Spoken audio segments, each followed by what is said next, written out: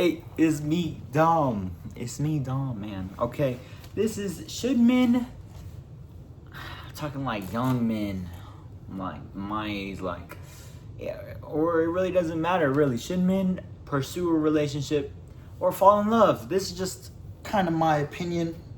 Got my hair long, but kind of my opinion and where I am, because a lot of this I'm going to talk about just how I think of relationships or what I like, my take on it. All right. And I got some pros and cons here. I got some pros and cons. So some pros I got, we're going to go with the pros. First, the good news. Companionship. So this varies from man to man. It just depends on like how like you see a woman or like what you see her as, because a lot like there's a lot of us out there, and it's just like, what do you think a woman is good for? Because a lot of guys, they got no respect. They don't really see them as that. They just see them as a tool, which is pretty messed up. And it's just, but for a lot of other dudes, they do like that companionship. They do like that sweetness, that feminine energy in their life. And that's a pro, you know what I mean? Like, from the difference between when you're around like your guys or whatever, and then when you're with your girl or with a girl, the energy is different. And especially depending on the woman and how she carries herself, it can be amazing or it can be terrible. So it just very depends.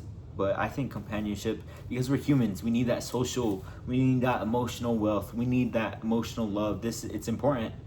Even just 1 or 2 days, like if you literally go without, like, I don't even know if I want to say go without talking or like go without socializing, but just, I guess, not interacting with people.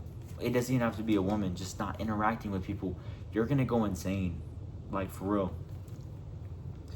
It's fun, you make memories when you have a person by your side, like you're in a relationship. You do make memories. It's fun. Your happiness tends to go up. You tend to have less stress levels if it's a healthy relationship. And these are just some of the good things of a good, healthy relationship, and not something that's like draining. We're gonna talk about the relationship that's like actually that's healthy, has boundaries, has standards, and both people actually have their own lives. We're not going to talk about it in a toxic sort of way, because that's pretty generalized and seen a lot. But no, we're going to come at this from a good point. Optimist right now. And you're not lonely, because tons of married men, they be lonely in their marriages. And they be blowing their heads off. Like, seriously, bro. You can be in a relationship, you can be with someone and still be alone and feel lonely. And that's probably the worst thing ever. And for some reason, guys some of the time they don't get out of it, even when the girl is deliberately trying to push him away.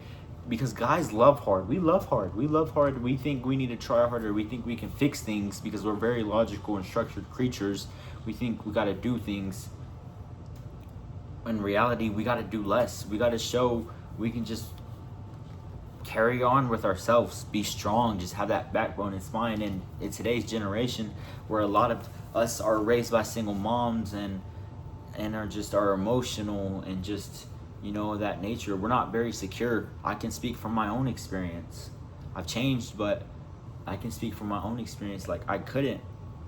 And it's just because you get attached, you start thinking you need something, and that's what happens with love, attachment, and all that stuff. It's crazy. It's crazy how chemicals in our brain, like, kind of not force us, but they like rewire our brains. And then when you step back from a person or a partner and you see them differently because there's a lot of space or whatever, you can actually start to look at things and reflect. Okay, let's get into the cons. So I probably got a lot more cons, but there's a decent amount of pros. That's not all that's bad, but just whatever. You got to know for yourself as well. Cons, your energy. You got to give you don't understand how much energy you're giving to someone else until you're away from them or until y'all are done. And all your life force, your energy just comes back to you.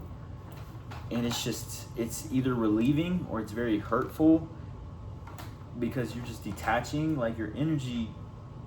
Like, think of all that energy you're putting into one person, you can be putting into so much other things. And that's like a con. Your time, more important than all, your time. And these are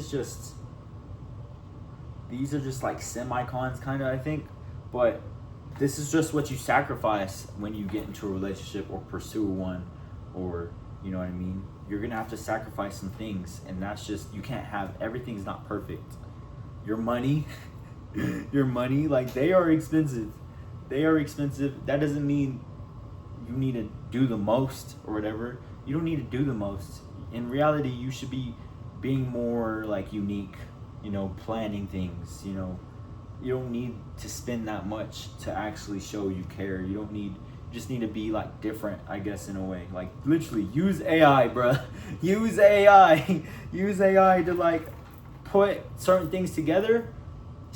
Just say all your thoughts into AI, and then tell it, like, summarize or like put for a date or something, and then it'll give you a plan, and then you can pick things out. It's not lazy. Like, you're actually trying, and it can be super hard, especially if you're in like a 2, 3 year, 4 year, 10 years.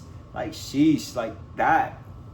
Like, there's no spark anymore. It's just straight commitment. It's just straight loyalty. It's just straight, that's what it is. Purpose. You kind of, if you don't already have a purpose outside of her, she's going to be your purpose. She's going to be what you're wanting. She's going to be like everything. And when you lose that, it'll be hurtful, and you'll be done for. You'll lose yourself. You won't even know what you're alive for anymore. So you always kind of want to be working towards something, be working twice as hard in the relationship. Way harder, because you got to realize she was attracted to you in the very beginning because of what you were doing before. So then if you just stop doing everything what you did before, or become more stagnant, then, you know what I mean?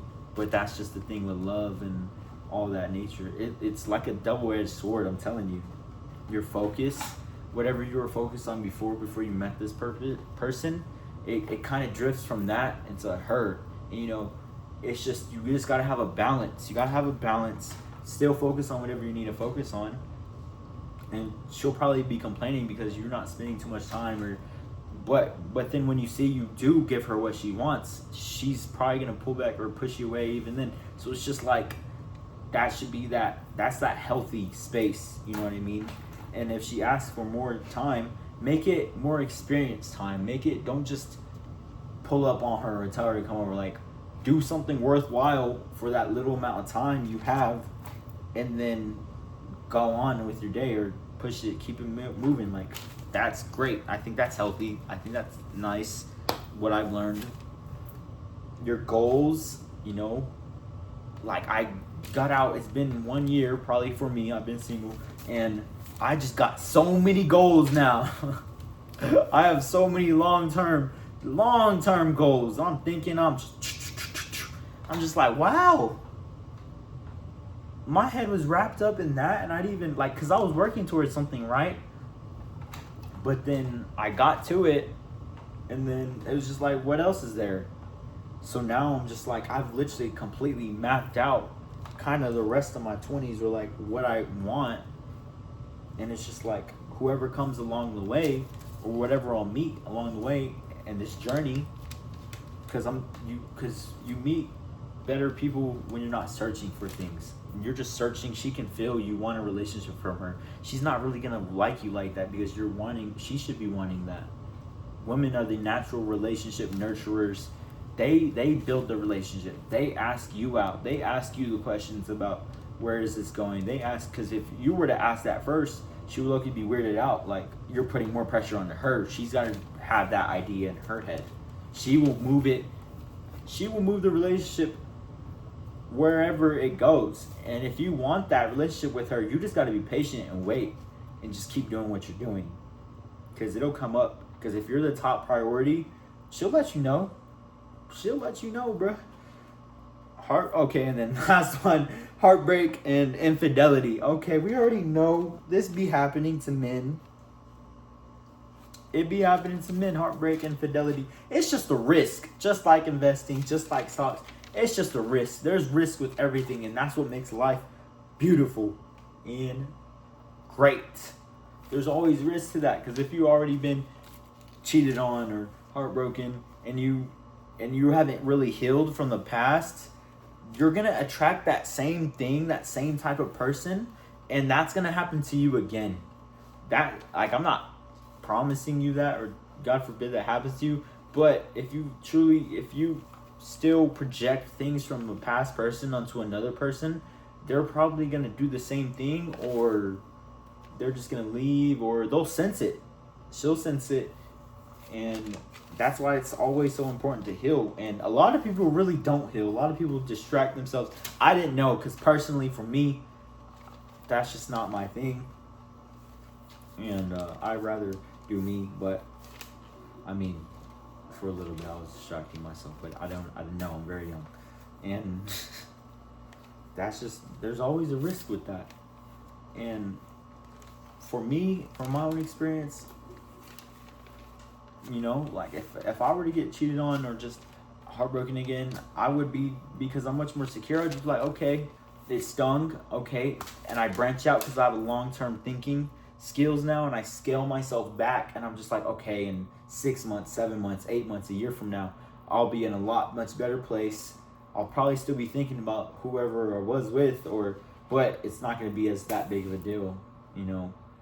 I'm not saying I'm always going to be detached from someone who I'm trying to, like, build something with, but that's why I'm like, can men only love one time?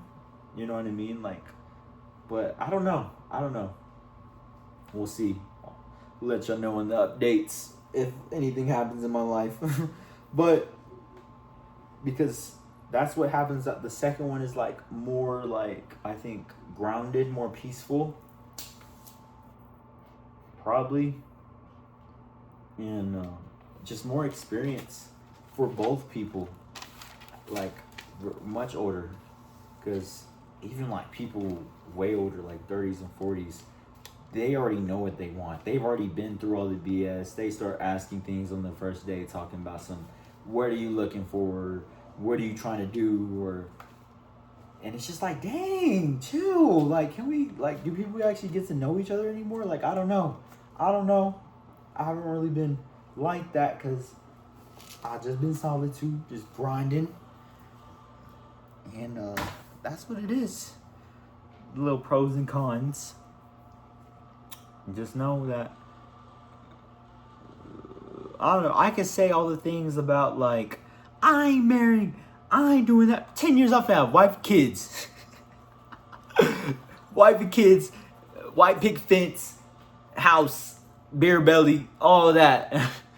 So it's just like, you can say you don't want things, but life will happen. And that is, it's funny because, like, even I can say, like, one of my friends who we literally would have never thought he would have been in a relationship or anything, he's the first one to get married, like, right after high school. And it's just like, what the freak? That's what happens. That's what happens. And that's amazing. It's hilarious. So you can never really say for certainty for yourself, because, man, emotions are strong. And when you just click with people, a lot of things go out the window. You start not caring about a lot of things. A lot of things go out the window. So pros and cons, my little take. And yeah.